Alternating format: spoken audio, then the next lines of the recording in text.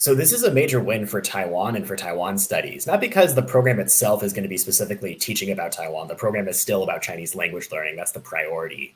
But just having the exposure of being in Taiwan and having the opportunities to learn about Chinese language in a Taiwanese context, I think is going to introduce Taiwan, not just as a place, but as a topic, an area of study that I think a lot of people would not normally have the exposure to. And especially with such an elite institution like Harvard sending their Chinese language students to Taiwan before any other Chinese speaking place, I think is going to give them a different kind of insight into Taiwan that they would not normally get if they were spending most of their Chinese language learning time in the PRC.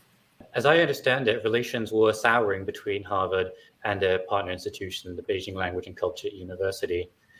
Do you think this is a part of a wider trend of Western institutes of higher learning moving programs and institutions from mainland China over to Taiwan?